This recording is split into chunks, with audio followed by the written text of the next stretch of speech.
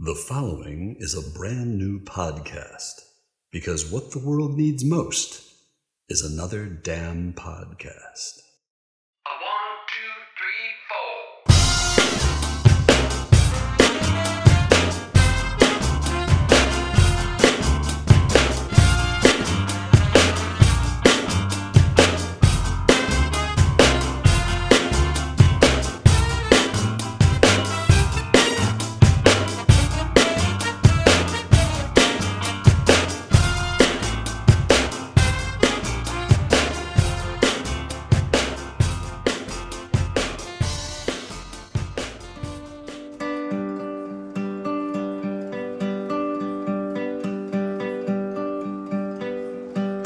Wake me up when September ends. And yes, indeed, September is just about over.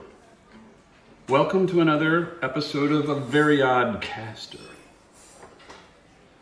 I am your host, The Caster, and I can't believe September is over. It seems like it was just yesterday that Labor Day was here. And yet, here we are. Last week, we rolled out a music video by the group The Doppelgangers called Gravity, which was a playful look at aging, not so gracefully.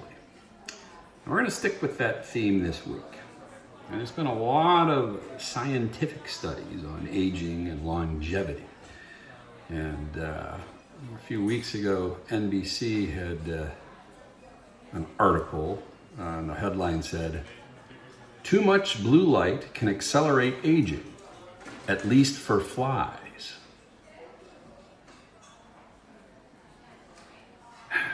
And the lead says, "Excessive blue light can cause accelerated aging in flies because this exposure can cause cellular damage, according to a study released in the journal Frontiers in Aging."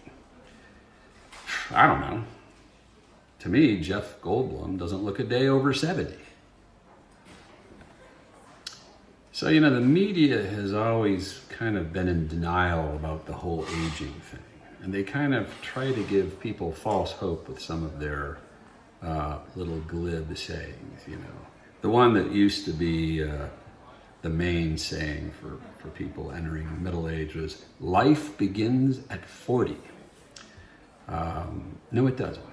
I mean, literally speaking, it doesn't. I mean, you were born, you had your childhood, you had college, you had your 20s and everything. So technically speaking, life does not begin at 40. But I know what they're saying. They're kind of they're trying to give people entering middle age a little encouragement, and that's fine. No problem with that whatsoever. Recently, in recent years, the media has sort of changed their little moniker. Now they're fond of saying things like, 40 is the new 30. So, I guess this is all based on advances in medical technology, improvements in lifestyle, better lifestyle choices, better dietary choices, people exercising more, people living longer, although in recent years that hasn't been the case thanks to drugs and COVID. But generally speaking, over the long haul, yes, people are living longer. So the theory being, I guess now when you reach one of these milestone birthdays, you're really not that birthday. You're really 10 years younger. So, but at the same time, it makes a little bit of sense to say 40 is the new 30. If you were turning 40 and you're lucky enough to be in perfect health with no, health conditions or anything else, you might feel pretty much the same way you did when you were 30. It kind of depends on the person. But of course, the media doesn't stop there. They keep going with it. And they also say, 50 is the new 40. Well, that's a bit of a stretch because, when the 50s hit, the old body starts breaking down a little bit. Chronic conditions, are more prevalent in your 50s than in previous decades.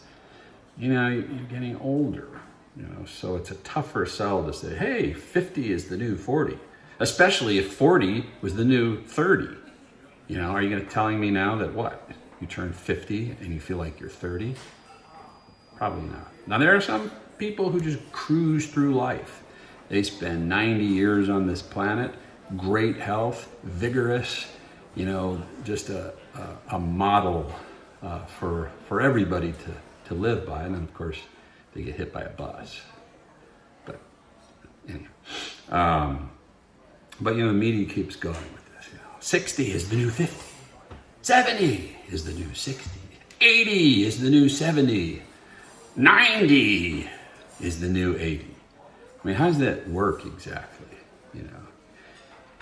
When I turned 80, I used to fall down twice a day. Now that I'm 90, I still fall down twice a day.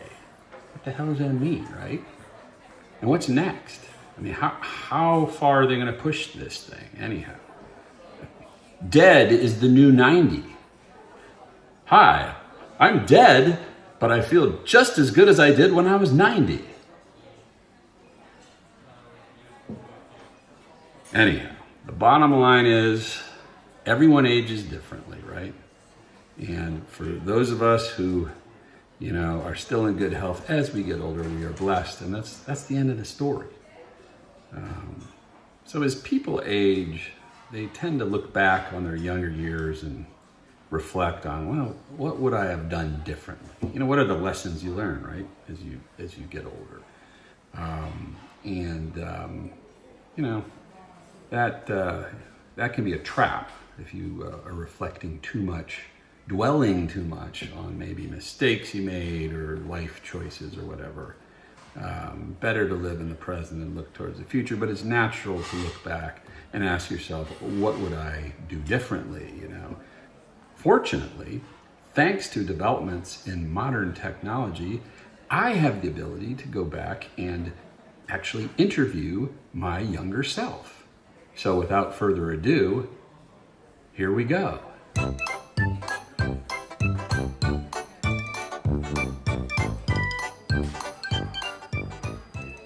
So we now have the pleasure of being joined today by my younger self. Welcome, young caster. We're just going to zoom in a little bit to try to get our focus set here before we get started. Hey, what's going on? What are you doing? What do you mean I can't have any more caffeine? My pores are showing. Well, I don't know. When you come in this close, I just want to go like this. I'm turning into a fish that's blue, and you're turning into a fish that's old. So don't think about taking pictures. You're fine. Don't worry about them to the girlfriend that I don't have. I'll come over and stomp you. And I'll never wash your socks that look just like when Maury Povich wore them. Was I really that high-strung back in the day? Now, come on, young caster. Relax, for crying out loud. Haven't you heard? 40 is the new 30. I don't like your tone. For that matter, 50 is the new 40. So relax. I kissed a girl and liked it. That's right. I kissed a girl and liked it. Yes, I did. And she enjoyed it. Yes, okay, she I did. think we're going to She explore enjoyed this it more in too. the future. Yes, but for she now, did. I think we're going to let young Caster go and take his medication.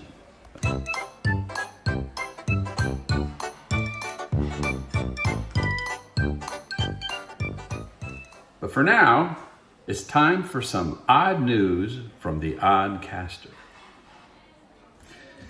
Now, animals always seem to be in the news for doing odd things. And I'm going to roll through just some of the headlines I pulled out today within the past few days. Here we go. Stuck horse rescued from Nebraska swamp. Deer rescued from mesh hammock in the Florida Keys. Ah, the life. Bald eagle, as opposed to those with a mullet, rescued after truck collision on New York highway. Horse rescued from owner's backyard pool in California. That sounds like a cross between the Beverly Hillbillies and Mr. Ed, for those of you old enough to remember. Here's another one. Alligator floats along the lazy river at Illinois Water Park. Sounds like a cellar. Deputies wrangle loose emu wandering near North Carolina Road. Because of course. Oh, here's one. Road crossing deer vaults over car on Michigan Road. She thinks I'm cute. She thinks I'm cute. Fireball. She thinks I'm cute.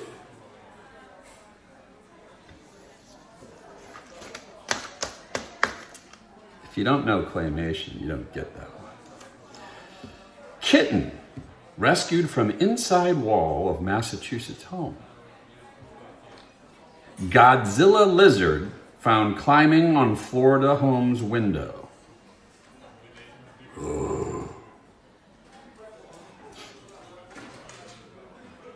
Seal leaves Massachusetts pond after about a week.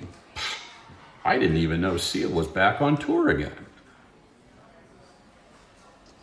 Well, it's not just animals who are in the news for odd things. Humans do get in on the fun quite regularly, too. And in other places besides Florida. This one takes us across the big pond. Daredevil walks nearly 1.4 miles on High Line in France. They had their own Wallenda over there. But then the problem was a big gust of wind came along and it was like, Sacre bleu! Mimi.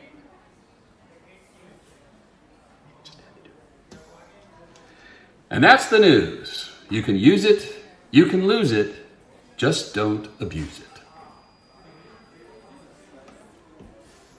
And now we move to the world of sports. This whole Boston Celtics coach thing. This Ime Udoka was suspended for a year for an improper relationship with a female Celtics staff person. And at first I'm thinking, okay, a year's suspension for having a consensual relationship? Because that's the way the media portrayed it.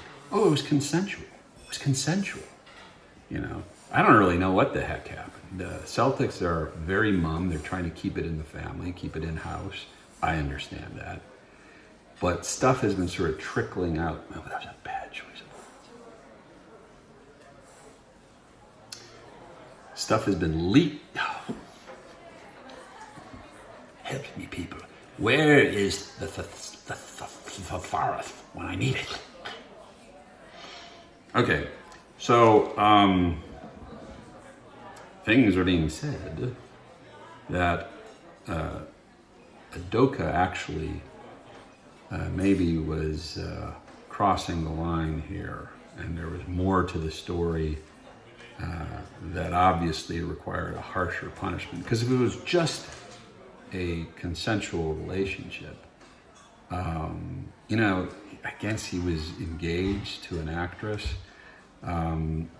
Okay. But they weren't even married. I mean, it's bad on him and bad for their relationship. But a year? Who knows? I mean, who knows? But anyhow, there's more to the story, and I'm sure it will get out eventually. At any rate, I don't even give a shit because I hate the Celtics. But I respect them. I do. They had a good year last year. And in baseball news, I am happy to report that the Cleveland Ghandians clinched the division title of the AL Central with the youngest team in the majors. Now, I call them the Ghandians because it's very similar to the new name they picked, the Guardians. But there's a lot of games going on with that. Setting aside the fact that the name change was decided by 8 losers on Twitter. But the name was changed, from the Indians to the Guardians. And if you look at the jersey, and if you just look from this side, this is an old Indians jersey, If you look the jersey from right here, from this angle, Guardians looks the exact same way, right? And now if we were to change that to Ghandians, that would also look the same way, right? So hey, it's pretty consistent. And also I figured, hey, Gandhi was perhaps the most famous Indian of all, right? He was a pacifist, a man of peace and love. And who doesn't love Gandhi, But, something tells me that people are logging onto Twitter right now to give me their 240 characters. I just spit. Oh, and one last NFL note. Rihanna has announced she's going to be performing at the Super Bowl halftime show. Now, I confess, I don't usually care too much who performs at the halftime show because I'm into the game. There are a lot of people, that's the only reason they watch the Super Bowl. I will say that there was that one halftime show that I did appreciate. And that, of course, was the Justin Timberlake, Janet Jackson wardrobe malfunction show where they're dancing.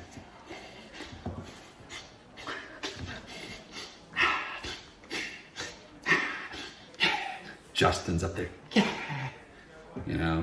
and then the closing number, he reaches over and goes, and there's Janet's titty in front of however many million people. And of course they say, oh my gosh, wardrobe malfunction. Bullshit. This is Hollywood, come on, they did it on purpose. They knew that nipple would be all over Twitter. Did Twitter even exist then? I don't remember what it was. But yes, so the most memorable halftime show was an Aola from Janet Jackson. By the way, wouldn't it be cool if they kind of booked those two again and did a recreation at one of these Super Bowls? Except I guess they're up there in age. And Janet must be in her 60s, right? Or thereabouts. I really don't know. Furthermore, I really don't care. And now we're going to do a fun little game here where we're going to look at famous movie quotes from classic movies over time and discuss whether those quotes are still relevant today or are they irrelevant. And we're going to start with The Wizard of Oz from, I believe, 1939. The famous Dorothy line, "There's no place like home." I say that line is still relevant today. And here's why. Everyone still gets homesick. Not everyone, but a lot of people still get homesick, right? So it's very real. There is no place like home if you like home. If you don't like home, then there's still no place like home for the wrong reasons, right?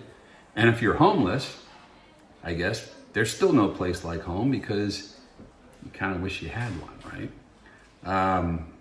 So that makes it relevant. But there's another reason why that line is relevant in today's society, and that is, of course, the remote workforce that we have these days. That is one of the main justifications employees give to their employers to work from home. Justification for working from home? There's no place like home. Interestingly enough, there's a little bit of an exaggeration about how much young people want to work from home versus the old guard. It's assumed that young people just want to sit around in their pajamas because they're too lazy to go into the office. That's the old guard, scorning them. But I actually think there's quite a bit of young people, especially those who graduated or came out of school around the the onset of the pandemic, who are sick of sitting in their rooms staring at computer screens. They want to be around human people. And some of them, never wanted to experience the office culture for themselves. So they're missing out on that. They may get sick of it in a year or less, but I think there is a component of the younger generation that would like to do that. I can understand it. Just like there's a lot of the old guard who like the whole telework thing, the whole remote workforce, the whole remote workplace, because those old farts have been driving through that traffic for a long time, and they're falling asleep at the wheel. So yes, there's no place like home from The Wizard of Oz, still relevant today. The next famous movie quote comes from the movie Casablanca, where Rick, played by Humphrey Bogart, says, "Of all the gin joints in all the towns in all the world, she walks into mine." Well, that's irrelevant in this day and age because Humphrey, you shared your location with her. Of course she's going to come to your gin joint. Stop sharing, dude. Learn how to work your phone. Next, the American Film Institute ranked famous movie quotes, and number one on their list was this one from Gone with the Wind, which still hasn't been canceled yet. Give it time. And this line, of course, was from Clark Gable's character, Rhett Butler, who said to Scarlett O'Hara, "Frankly, my dear, I don't give a damn." And this famous movie quote is still relevant today because we still don't give a damn, do we? And then the next quote is from more of a cult classic movie. To me, one of the top comedies of all time, but it is so politically incorrect that I'm stunned that it hasn't been burned by now. But give it time. That comes from the movie Animal House, which was loaded with great lines. But in the climax of the movie, God, do I hate to use that term, especially in Animal House. But of course, during the parade scene, the fraternity causes total chaos and mayhem by sabotaging the whole town parade, and it's great. And they do all sorts of things, and all hell breaks loose. And, the marching band is off in the alley and whatnot. And the drill squad's looking all pretty. They're like screaming, "Oh no!" And meanwhile, a 11 or 12-year-old boy is up in his room, lying on his bed, reading Playboy magazine. We're actually looking at pictures of Playboy magazine. "Oh, I'm not looking at the pictures. I like the stories." There actually might be some people like that.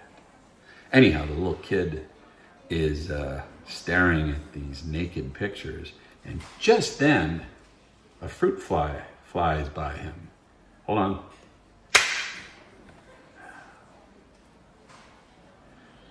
So the kid is staring at these naked pictures, and just then, in through the window flies one of these young, pretty girls from the drill squad, dressed in drill squad attire, and she lands on the bed. And this classic movie line, the kid looks up at the ceiling and says, "Thank you, God." Well, that line is now irrelevant because if it happened today, the kid would say, "Thank you, Amazon." Or maybe he'd say, "Thank you, DoorDash." Anyhow, so that would be Animal House. Got a couple more famous movie quotes here. This one was from On the Waterfront, the classic film starring Marlon Brando. And of course his line was, "I could have been a contender. I could have been somebody." That is still relevant today. A lot of people lament what they could have been and thinking things could have gone better for them. They could have reached their full potential. So I think that's always going to be a relevant line. And then finally, our last famous movie quote is from the movie Love Story. And of course, that quote was, "Love means you never have to say you're sorry." Bullshit. Love means you always have to say you're sorry if you know what's good for you. So, that is our little game called Famous Movie Quotes. Still relevant or irrelevant?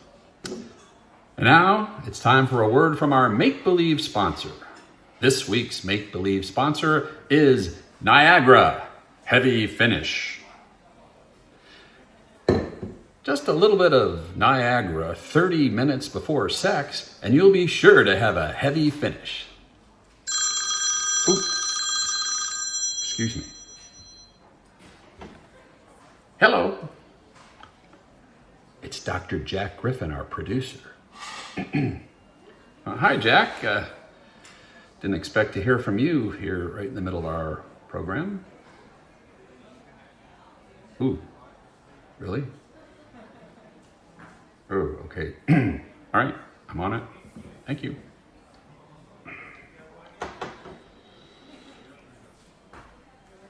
Scrap what I said about Niagara. It's basically an ironing spray. Well, before we sign off for this week, we're going to read some of your email as part of Your 2 Cents. And just a reminder that you can send email to us directly at veryoddcaster@gmail.com. That's veryoddcaster@gmail.com. We've got one email this week. This comes from Elizabeth in Washington State. Elizabeth says, "Dear Caster, I made $10,000 working from home. It's easy. All you..."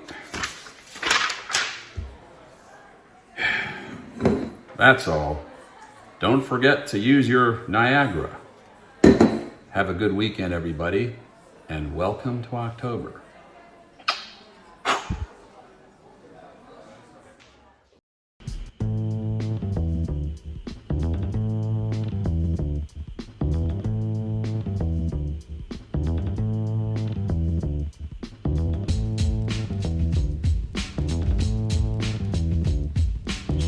Fish and devil walking high